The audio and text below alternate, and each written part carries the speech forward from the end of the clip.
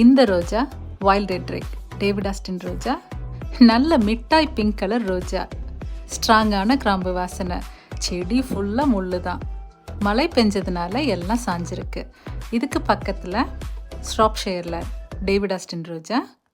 யூகேலேருந்து காணாமல் போகிறதுக்கு முன்னாடி அடித்து பிடிச்சி வாங்கின ரோஜா.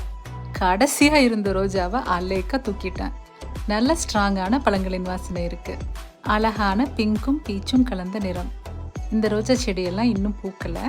இந்த purple colour salvia may night companion plant. இது ஹார்லோகார், டேவிட் ஆஸ்டின் ரோஜா.